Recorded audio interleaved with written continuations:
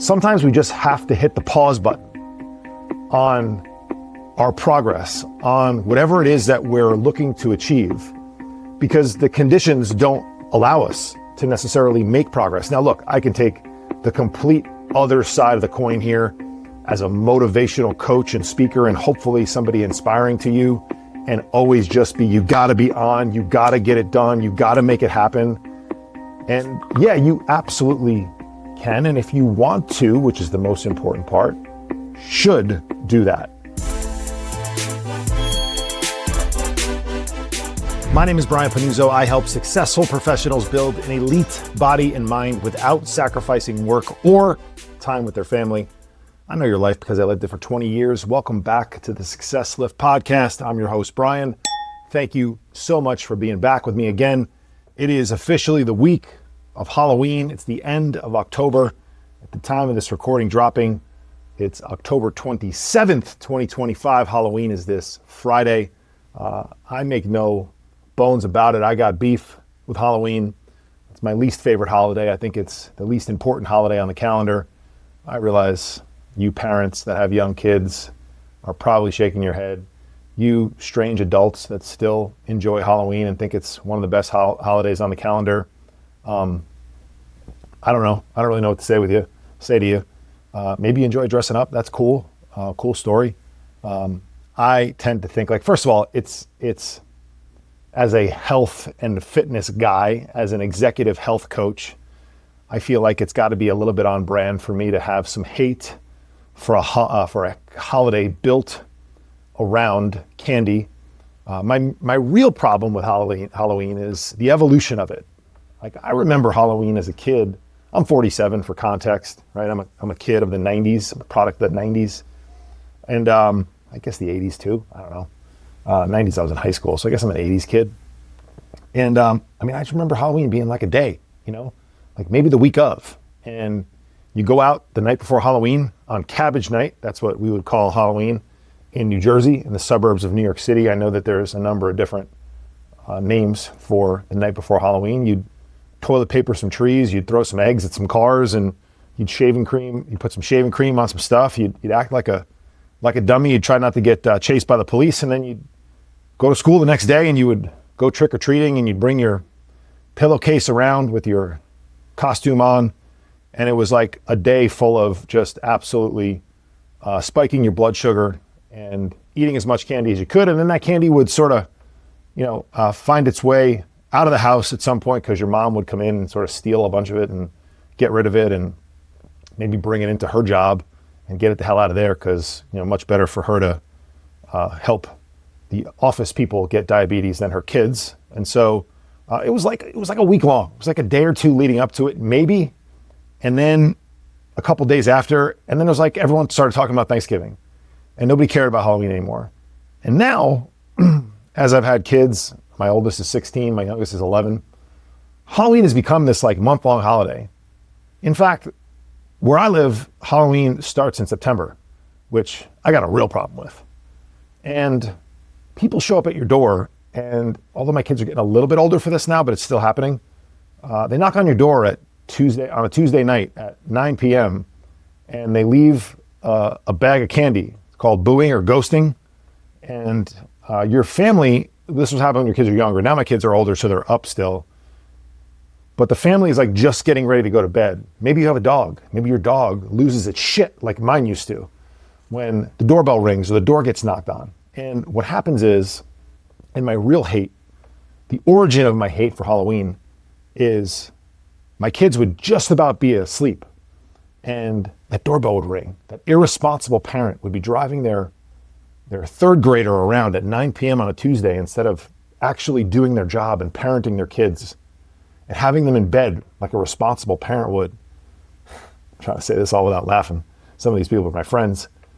And they would leave candy at your door, and in a moment's notice, you would go from the house being quiet and you being just about asleep and the kids, having maybe a story being read to them and the dog drooling on itself in one of the kids' beds, about to fall asleep too, to all freaking chaos breaking loose and the dog running to the door and barking, and then the kids realizing after the first couple of times it happened that there is actually candy waiting for them outside the front door. So they would sprint to the door from downstairs, and then you'd find yourself negotiating with a 6-year-old how much candy they can have at 9 p.m. on a Tuesday because it just magically showed up at their door. And so as I think back real time, that's kind of my origin and genesis of hate for this holiday. But I kind of feel like it's just on brand for me to do so. It's also, there's some just terrible Halloween candy. My kids, although it's not really Halloween candy. They love Peeps. They love those marshmallow Peeps. Those end up showing up at our house sometimes. Candy corn, absolute worst candy there ever been created ever. Like if you have candy corn, you should just immediately bring it over to the garbage can and throw it away. But I do enjoy me a little Kit Kat, a little 100-gram bar. See, here's what I do now. I actually barter, and I send my kids out on missions throughout the neighborhood, and I tell them to bring me 100-gram bars back. And any kid that shows up to the door, because we live in one of those neighborhoods where kids from like out of the neighborhood come to trick or treat because it's like so inviting and so welcoming, which is another reason I have to, hate Halloween. It's like everyone loves it so much here, so you got to like be the anti, just for some balance. And any kid that comes to the door, I basically shake them down. I'm like, hey, kid, you got any 100-gram bars in there? And usually they have one, maybe two, and I give them a little extra. I give them a little extra of my candy. So I do that trade, I swap. And what I do is I take all the 100-gram bars, I put them in the freezer, and then between Halloween and Christmas, I take out a 100-gram bar and I enjoy one every once in a while. But, like Halloween is just this like fake holiday that adults tend to blame on not being able to not eat like 1,000 calories of chocolate on a Tuesday at work, and like they rack it up to, it was just there. Like it was just there and it just magically found its way into your mouth. And so for anyone who loves Halloween, I hope you continue to listen to my podcast. I won't talk about it anymore, but I had to get that off my chest. And I hope you still value the words that I have to say, even though we can be opposed and we can have differing opinions. Mine's correct, but you can have your opinion too.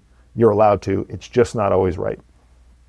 What I want to talk about this week is a subject that is not exactly related to Halloween, but kind of kicks off the season and definitely will be present in your life over the next 2 months.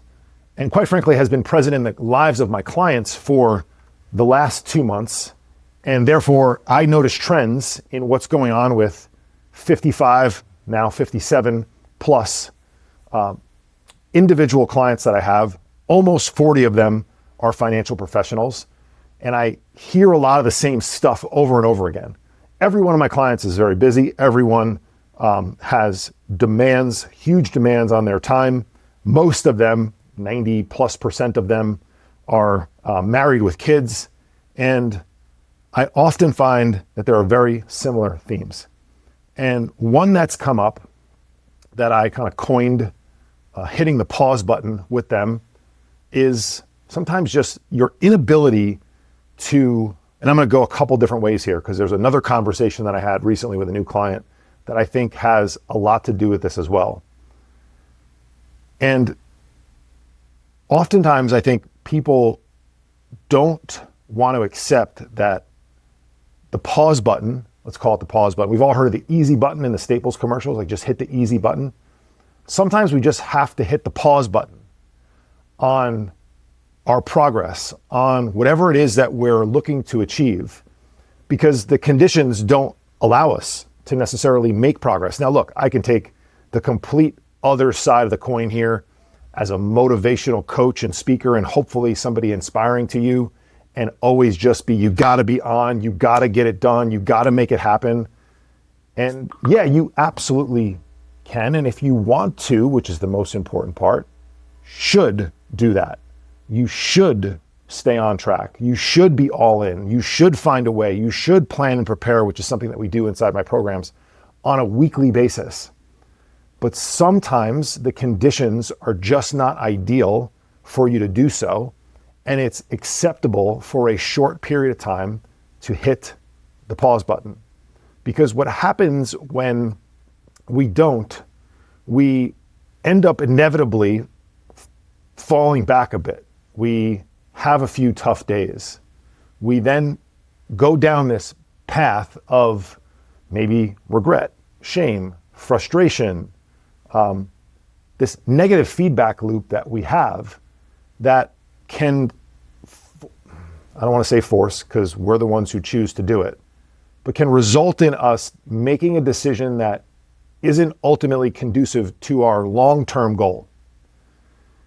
And that's where I want to also weave in a story about a conversation that I had with a relatively new client who I've known for a long time. A lot of my clients I've known for a long time.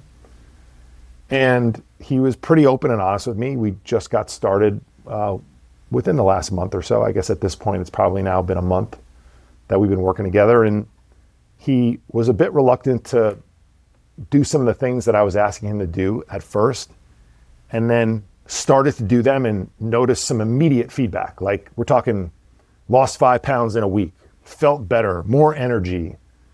And then what happens is he came to a weekend. He came to some experiential moments, as we call them inside my program, right? There's business as usual, and then there's experience. And he came to some experiential moments, both with friends and with family. And he found himself very quickly going off track. And it resulted in this sort of cycle that I'm referring to of 2 or 3 days later, he's kind of still going down the rabbit hole of struggle and frustration and the fuck it's, and this isn't really worth it, and kind of felt sorry for himself. And it took 3 or 4 extra days for us to sort of dig out of that hole that he was in. I would say 1, because I didn't know it. We hadn't spoken in a couple of days, and he stopped tracking. And when I reached out, when I didn't see some of the data I was used to seeing, that prompted it. So thank God for the feedback loops that we have in a program like mine, where I can see what's going on. And when I see a change in behavior, I can reach out very quickly and say, hey, I haven't seen the same patterns of behavior that has been producing success for you over the last 2 weeks. In the last 3 days, what's up? And normally what would happen to most people is they'd allow those 3 days to turn into 3 weeks. Some people would allow those 3 weeks to turn into 3 months. And many of us have gone 3 years in our lives and picked our heads up and gone, damn, that got away from me. And so when you have compressed feedback loops, I talk about all the time, you can't really hide. You can't hide. And so he was able to deal with and confront his lack of performance and the standard that we had set for him in 3 days versus 3 weeks, 3 months, 3 years, which is what people who try to do it on their own often do. And so we had an honest conversation about it. And I used the pause button analogy, and I also used another analogy that I think is pretty powerful as well. And this concept of, kind of running your own race. And so if you listen to me, pay attention to me, maybe you follow me on Instagram or LinkedIn, and I'm showing aspects of my life, and it might be motivating and inspiring, and it's supposed to be, and I want it to be, but oftentimes I hear from people like they just don't see how they could do the things that I do.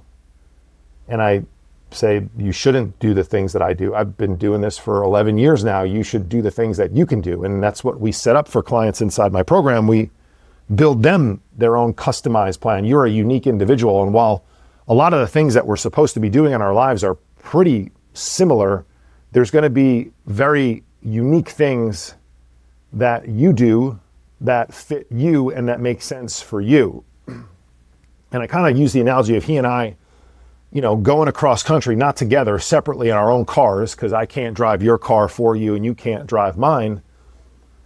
And I may be somebody that desires to get to the destination really quickly. And I might decide to drive 95 miles an hour. And I might forego a bathroom break and a rest stop and push the gas tank to the limit and go as far as I can without, filling up. And when I do fill up, I might just literally run inside and pee and grab a snack and get back in the car and get on the road. And maybe for you, we're going through an area of the country that is new to you and seems like it might be worth stopping over. And maybe you want to get some extra sleep, or maybe you want to see some of the sights in some of the beautiful places across the country that we might go through. And so what happens is that you wait around longer in the rest stops where I get right back on the road and go.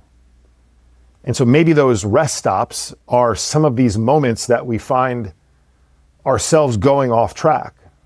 And without those rest stops, you'd be unwilling to continue to go. And that's the point. The point is like, yeah, of course, you could just shorten up the rest stop, or you could not go off track, or you could drive faster, but maybe all of that isn't as interesting to you as the moment that you're actually taking the break.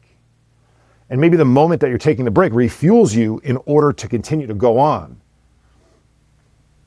And so maybe your trip has more breaks built into it. Now, this particular break that we're referring to with my client, this pause button moment, was a bit unscheduled. And that's where the nuance comes in of scheduling these moments and having a plan for heading into these moments. Like what this client and I are going to do for the next several weeks is speak for 5 minutes every single Thursday or Friday to talk through what Thursday night or Friday, Saturday, and Sunday look like for him. Because he has most of his social experiences on the weekends. And so we're going to make sure that we have a game plan heading into those.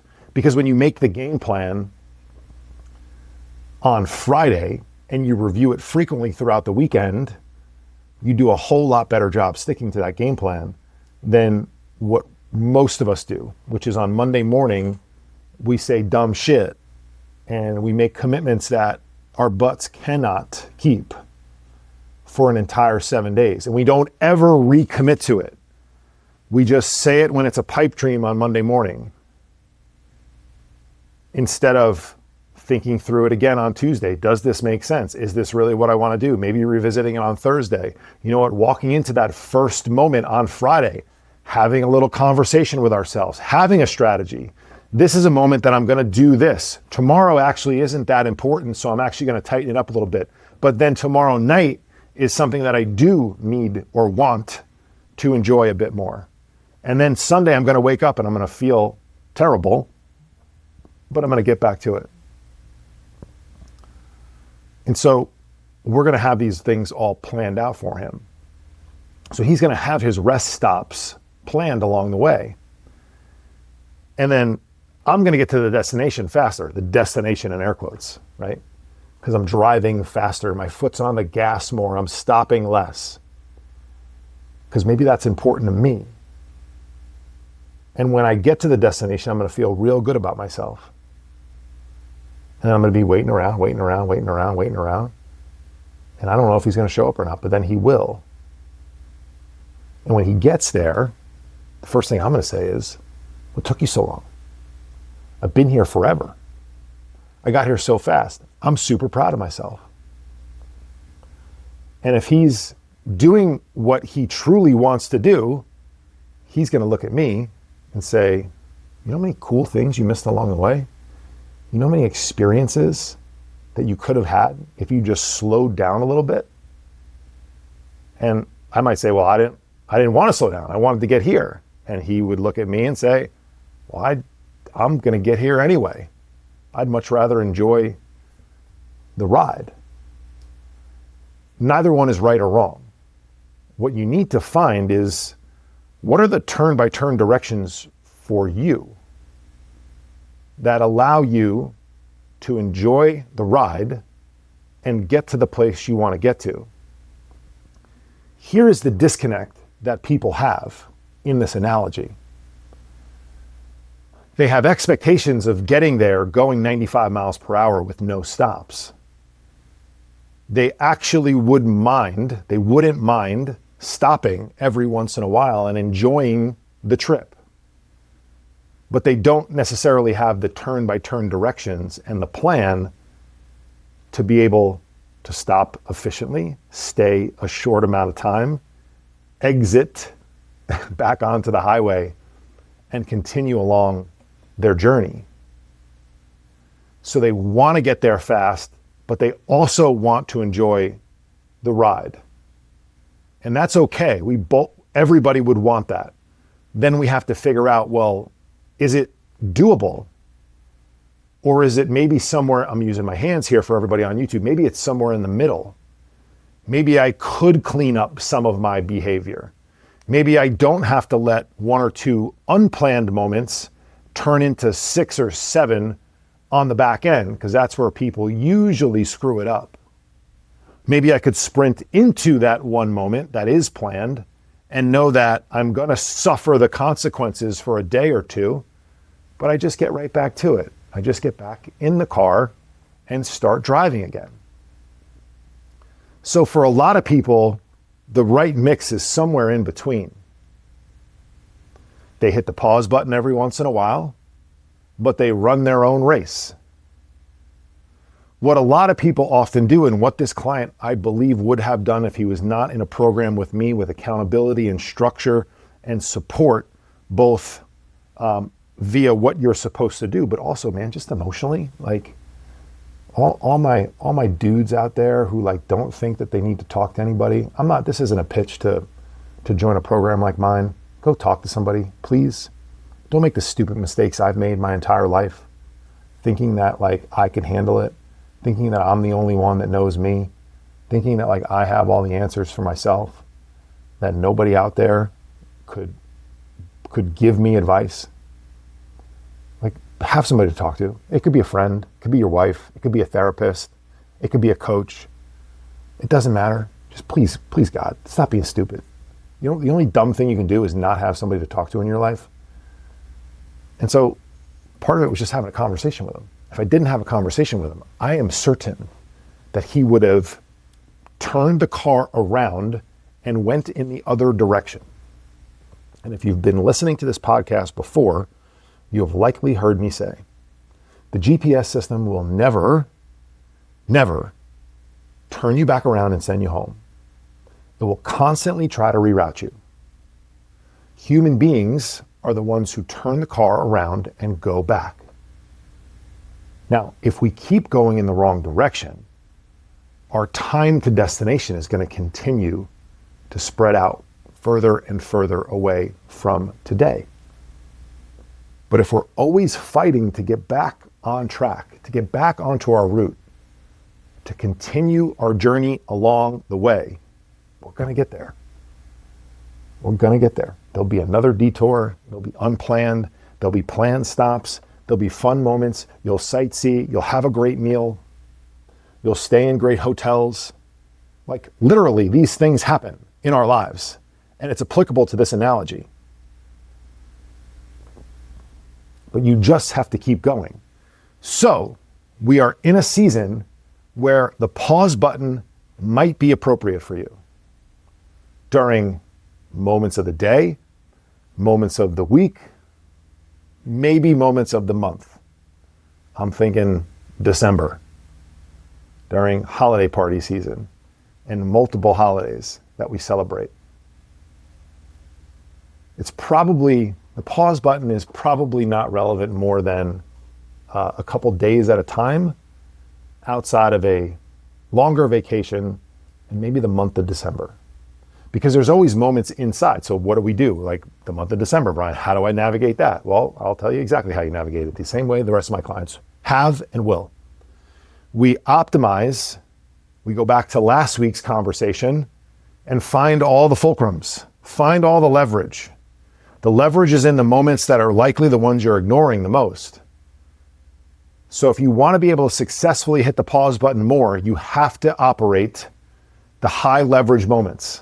The high leverage moments are the boring ass ones. They're not the sexy ones.